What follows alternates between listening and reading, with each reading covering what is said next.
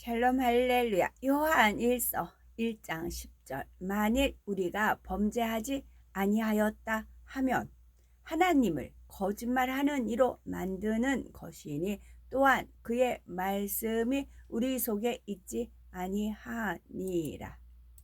아멘. 제목은 만일 우리가 범죄하지 아니하였다 하면입니다. 우리가 하나님 앞에 잘 세공된 보석과 같이 참으로 존귀하고 값진 사람이 되기 위해서는 어떻게 해야 될까요? 보석이 아름답고 영롱한 빛을 발하기 위해서는 이 물질을 분리해내는 연마의 과정을 거쳐야 하듯이 사람도 죄성과 자아를 버리는 연단을 거쳐야 합니다. 즉 자신의 죄를 자백하고 마음을 찢고 통회하는 과정을 통해 이물질과 같은 비진리의 악이 벗어지고 귀한 보석과 같은 사람으로 나올 수가 있는 것이지요. 말씀대로 사는 것 같으나 응답과 축복을 받지 못하는 이유가 있겠지요. 그것은 충성하는 것 같으나 문제가 있는 경우, 또 마음에 소원한 바를 차일피 미루거나 이행하지 않는 경우가 있고 믿음을 저버리고 속이는 경우가 있습니다.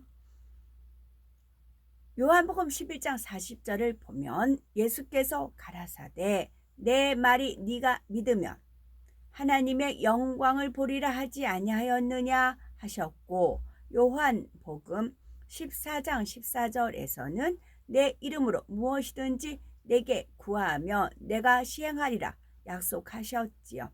그런데도 나는 하나님의 말씀대로 믿고 기도했는데 왜 응답이 오지 않는 것입니까? 라고 묻는 경우가 있겠죠.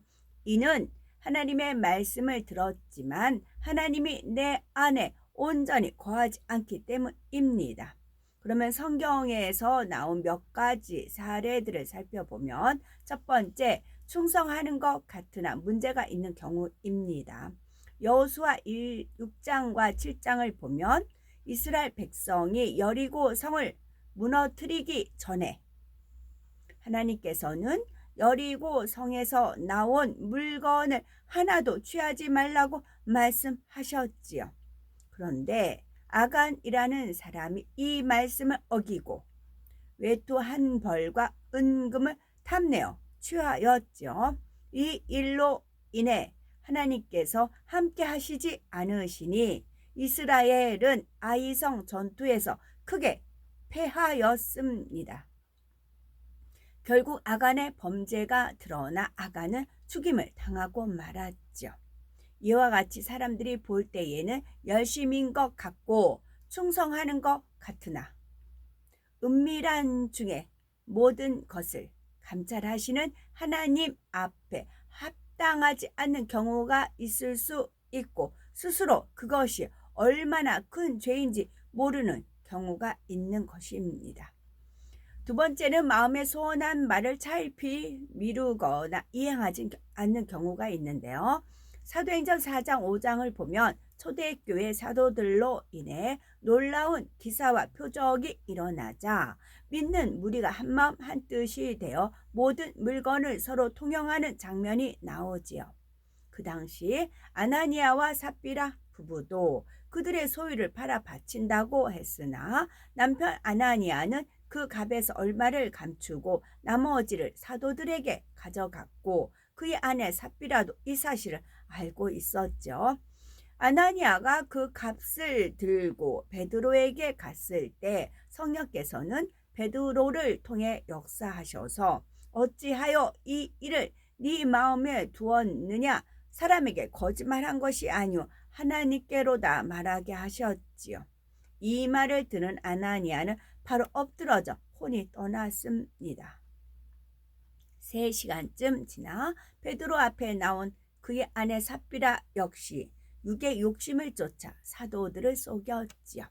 이는 곧 사도들과 함께 하시는 하나님을 속인 것이었고 따라서 그 결과는 사망이었다는 것을 알아야 합니다.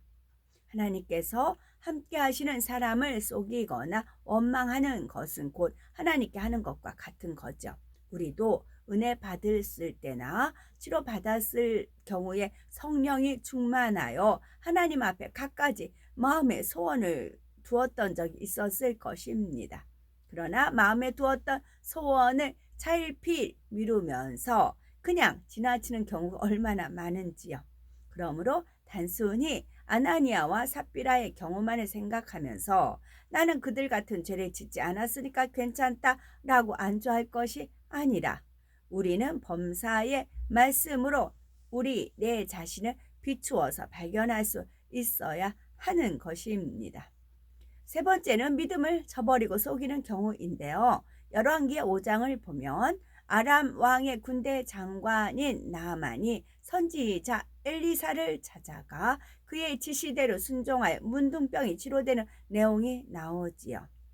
이 일이 너무 감사하여 나아만은 준비해 온 많은 예물을 주고자 하지요. 그러나 엘리사는 끝까지 받기를 거절했고 이에 나아만 번제든지 다른 제든지 오직 여호와께만 드릴 것을 약속하며 떠나가게 되죠.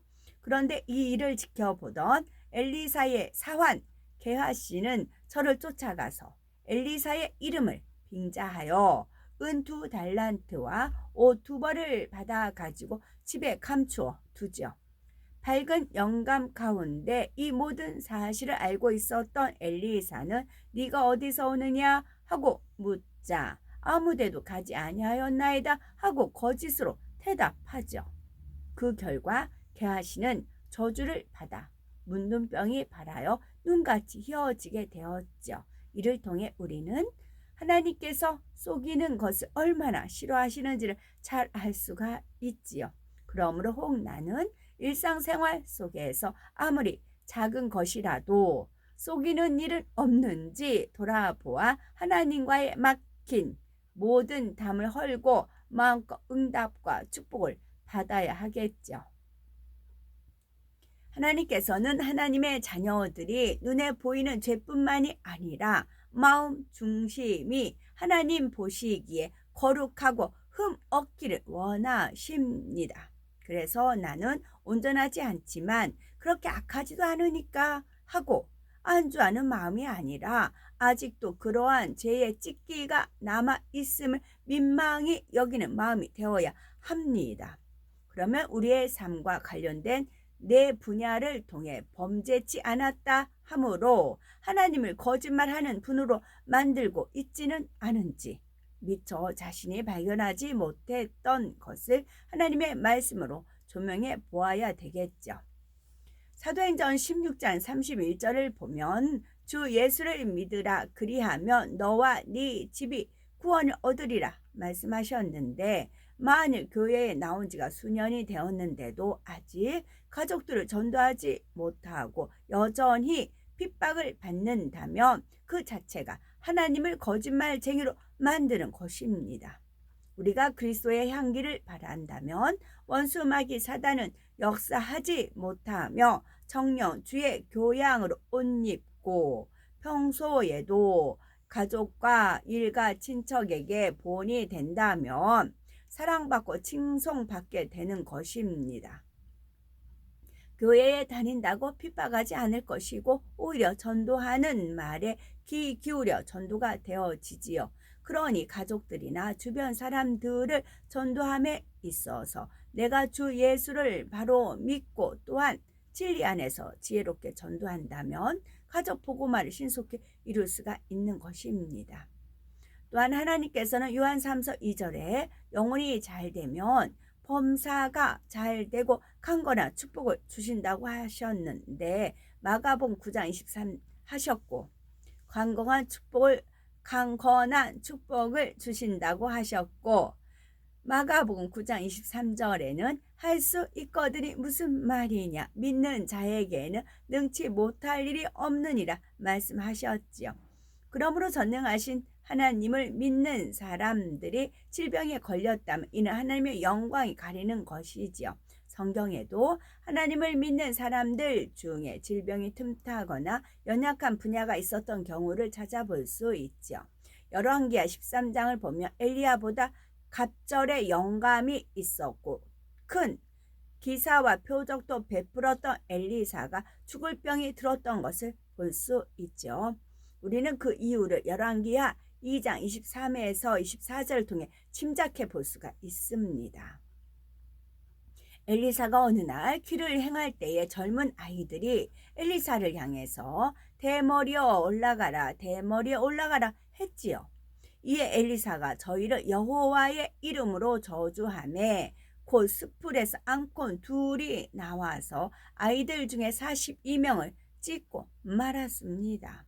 물론 그 젊은 아이들이 엘리사를 향해 심히 악한 행동을 한 것은 사실이지만 그들을 저주하는 엘리사의 모습은 돌로 쳐서 죽이려는 사람들의 피해 숨으셨던 예수님의 모습과는 거리가 먼 것을 알 수 있죠. 이런 예를 보아도 아무 이유 없이 병이 들거나 비참한 죽음을 보는 것은 아님은 알 수가 있는 거죠.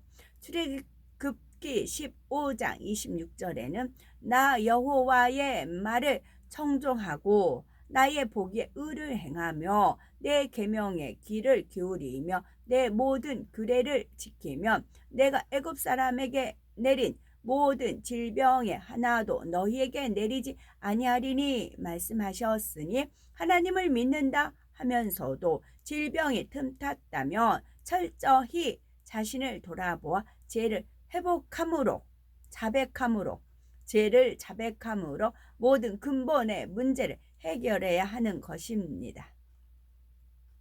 우리가 하나님의 말씀에 순종하면 네 몸의 소생과 네 토지의 소산과 네 짐승의 새끼와 우양의 새끼가 복을 받을 것이며 라고 했고 모든 일에 복을 주시리니 네가 많은 민족에게 구워줄지라도 너는 꾸지 아니할 것이요 라고 말씀하셨습니다. 그러므로 우리가 하나님의 말씀대로 살아간다면 범사에 형통한 복을 받아야 하죠. 그런데 자신은 하나 말씀대로 살아간다고 하는데도 정작 사업터에 늘 어려움을 겪거나 스스로 가까스로 어려움을 넘기고 있는 상황이라면 복을 주시겠다고 하신 하나님을 거짓말하는 분으로 만드는 것과 다름이 없죠. 그러면 무엇이 잘못된 것일까요? 먼저 정도를 걷고 있는지 돌아보아야 합니다. 내 것이 아닌 남의 돈으로 무엇을 해보려는 마음을 품은 자체가 정도에서 어긋난 것이며 수고하지 않고 일확천금을 바라는 마음이 있다면 근본 중심에서부터 벗어버려야 하지요. 또한 통업이라는 이름으로 다른 사람을 끌어들여서 상대를 힘들게 한다면 이 역시 하나님 앞에 합당치 않지요. 그러니 하나님께서는 이런 곳에 축복을 주실 수가 없는 것입니다. 그러므로 자신에게 이러한 모습이 있다면 신속히 발견하여 돌이키는 지혜로운 사람이 되어야 되겠죠. 만일 자신이 맡은 분야에 부응이 되지 않고 오히려 양떼를 잃고 있다면 어디에 문제가 있는지 발견해야 되겠죠. 참으로 하나님을 사랑하고 천국을 믿는다면 내 가족보다 하나님께서 맡겨주신 양떼가 더 소중하기에 결코 실족해 하거나 잃어버릴 수가 없지요. 하나님께서는 약속하신 바를 반드시 이루시는 신실한 분이며 모세는 이런 하나님을 믿음으로 지팡이를 내밀어 홍해를 가르는 역사를 비롯하여 수많은 표적으로 하나님의 살아계심을 증거해 주었지요. 우리도 항상 진리 안에 거하며 이처럼 믿음대로 역사하시는 하나님의 증거를 보여줄 수 있다면 양떼가 실족하거나 떠나는 일이 있을 수는 없겠죠. 그런데 많은 일꾼들이 육에 거하여 편견과 이기적인 욕심 그리고 인간적인 생각 속에서 일을 처리하며 사명을 감당하는 것을 볼 수가 있지요. 그러나 우리가 하나님의 뜻을 쫓아 살아가며 모든 것을 하나님께 맡기는 삶이 된다면 내 안에 성령께서 모든 길을 알려주시고 주관해 주시기 때문에 범사에 형통함을 잊게 되니 가정, 건강, 사업터의 문제, 부흥 등 아무것도 걱정할 것이 없는 것입니다. 그러니 진리에 위배되는 감정을 벗어버리고 오직 하나님의 말씀에 순종하여 행해야 하는 것이지요. 스스로 자신을 깨끗하다 인정하는 것이 아니라